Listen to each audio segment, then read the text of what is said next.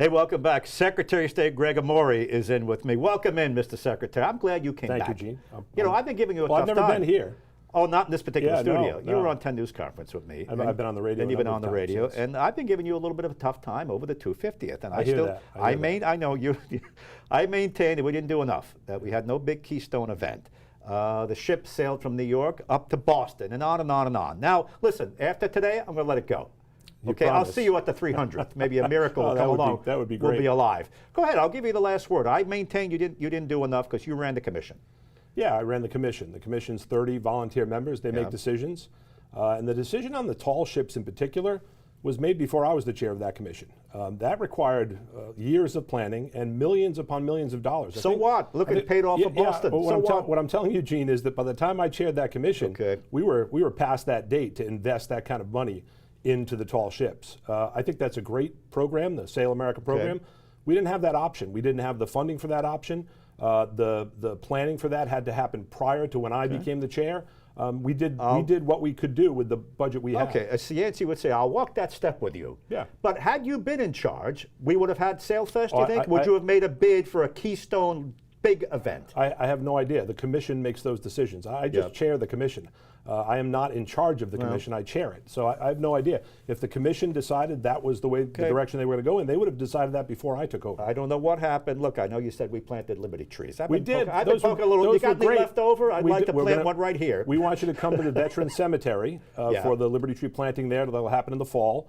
A great display that talks about America's 250th year, but also talks about Rhode Islanders and their service to our nation. I'll go because I think it's a beautiful cemetery. It is. I think Director Young does a nice job. That's the legacy project from 1976. You said we had a water fire. We always have water fires. Great water fire. Your station reported thousands of Rhode Islanders attended the concert, and not on July 4th, and not with the colonial militias bearing torches, and not with the Philharmonic. First time they've ever performed on the State House steps. Beautiful Broadway singer there. Beautiful performance. Do you remember Operation Sail? 1976. Yeah, I was 10. I was 10. Well, you could. So I remember it. I remember like a 10-year-old remembers it. I was 16. I remember it. Oh, it was such a big thing. 50 years later, I remember it. I'm telling you, 50 years, the kids are not going to be talking about Liberty trees. Unfortunately. One of the great parts about the Liberty tree plantings is kids have attended. Schools have attended. Children have attended. They've been there. They've taken part in it. Poetry, singing. They'll remember that. Listen, I got to let it go.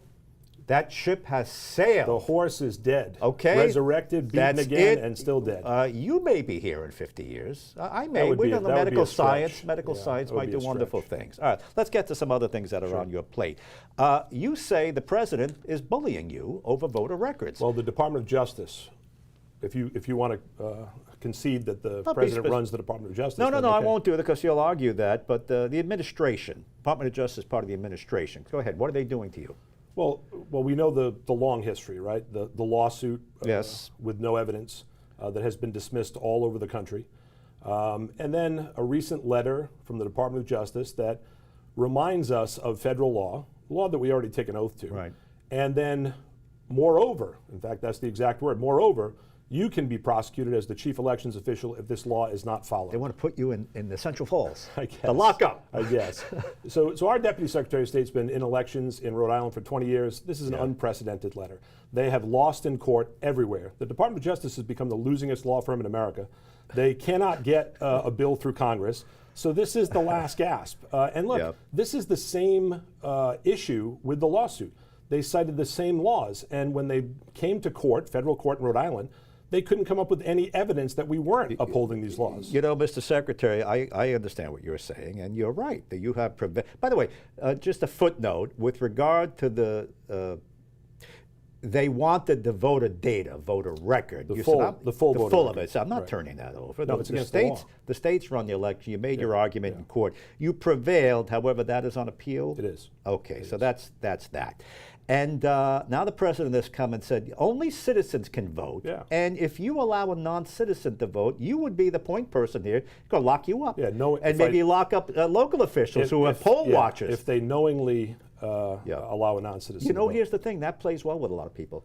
They say, go ahead. I'm sure. I'm sure. And look, if an elections official knowingly allows a non-citizen to register a vote, they should be prosecuted. What I'm saying is that the Rhode Island Department of State, the Board of Elections, follows all federal and state law, and we have a very intense process in reviewing the voter registration list. Okay. Now, in addition to that, the Postmaster General has said that he may stop mail-in ballots from being delivered. What do you know about that? Well, specifically for us. The courts have stopped that as well. Yeah.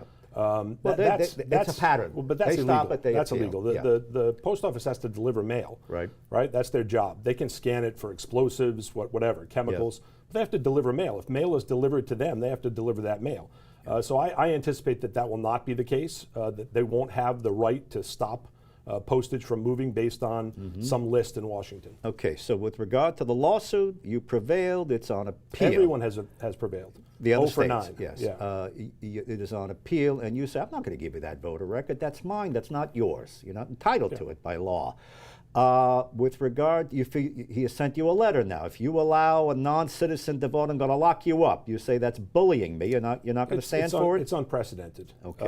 And it's just a reminder. It's to sow doubt around this election cycle. Yeah. That's the narrative, right? And here's the thing, Gene. Where's the proof? I mean, do you know of evidence of non-citizens voting? Have you read anything about non-citizens voting? I mean, this is what the president says. If I were to accuse you of a crime today without evidence, should the state police investigate that? That's what we're talking about here. Do I know of any? No, I don't. I'm no not, I'm not asking for people. The Heritage, I go to vote, mind my own business. The Heritage I don't Foundation, know that. which is a right-wing think tank, they have found no evidence. The state of Texas submitted their entire voter list to the alien verification system, 18.5 million, less than 200 potential non-citizen voters, and then that was too high. Here's what I do know. That there's concern about mail-in ballots, that there's concern about ballot harvesting, that there's concern about certain politicians running around and saying the quiet part out loud. Just last week, State Representative Enrique Sanchez posted this. Caitlin put this up. State Representative Enrique Sanchez, he's a liberal from Providence, Democrat. He should be, this is in regard to whether or not Mayor Smiley should be worried that David Morales is going to beat him. Sanchez is with Morales. Smiley, he should be worried. I'm pushing hundreds and hundreds of mailed ballots for David all across my district. That concerns me. Does that concern you? Your office asked me for a copy of that tweet because they couldn't find it at one point. Have you seen that? What is that, an abuse? And what do you make of that? Are you concerned? I actually don't know what that means. There are no mail ballots available right now. In Rhode Island, you don't get a mail ballot unless you request one.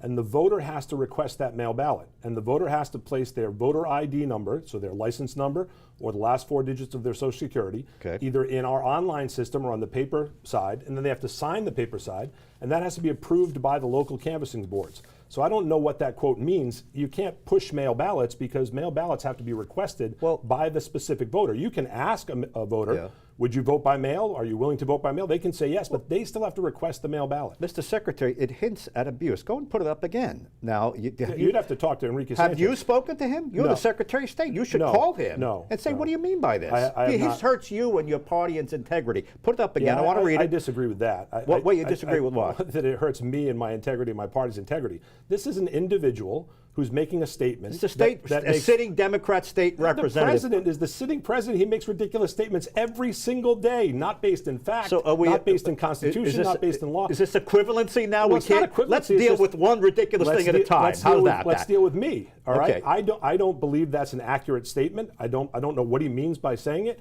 I've just outlined the process for you. Okay. I would say that about any politician, Democrat, Republican, or Independent. Why didn't you call him and say, Enrique, what do you mean by this? You pushing ballots? You should be concerned about that. We have a lot on our plate. We're not calling individual legislators. There's 75 members of the House. I don't look at all their tweets. I don't know what they're all saying. That's not an accurate statement because there's no way to push a mail ballot. And you're not concerned that he put that out there, or that there may be abuse here? I mean, if I'm going to monitor everybody's Twitter feed or X feed, then I have no time for the rest of my job. Well, your office called my radio station and wanted to know about it. We didn't see it. Because we didn't see it. You told us. Okay. You told us. So I'm not monitoring Enrique Sanchez's social media. You don't care what he's doing? You don't think that's an abuse? I care what he's doing as long as he's not breaking the law. That's a ridiculous statement, but that's not breaking the law. I'll give you the last word, 10 seconds, because you were kind enough to come in after you and I were going back and forth. Go ahead. Yeah, well, I mean, I think that at the end of the day, well, let's go back to 250. Thousands of Rhode Islanders have seen copies of the Declaration of Independence. That's only accessible in a few states. Yeah. right? And we made it accessible, 11 reviewing opportunities, right? Thousands of Rhode Islanders have taken advantage of 250 commission promoted events all around the state, lectures, historical locations and homes, and professional development. We had Ken Burns do professional development with our teachers. I saw that. That will have an impact for years to come on not the ships. The ships are great, but that doesn't tell the story of America. I support your bid for an archive museum Thank quality you. You always building. have. You You always need that. You need that. Rhode Island That will be the deserves it. great legacy of RI-250. Finally, you're a history teacher. I am. You can instruct me. Do you renounce socialism? I renounce. I'm a capitalism supporter. I like free markets that are regulated. Socialism is first of all, it doesn't exist really anywhere. And second of all, you know, the United States has been successful in a free market system, but with regulations, right? FDR regulated that free market system. Truman did. LBJ did. That's when America is successful, when our capitalist system is regulated. I would put that down as a yes if I'm the teacher. Well, yeah, I don't know what renounce means. Yeah, socialism doesn't work as a form of government. It doesn't exist anywhere as we speak. By the way, for a Democrat, that's the best answer I've received. Because the history teacher. The history teacher gave me a good answer. The others are dancing around it. Secretary of State Gregg Amore, thanks for coming in. I appreciate it.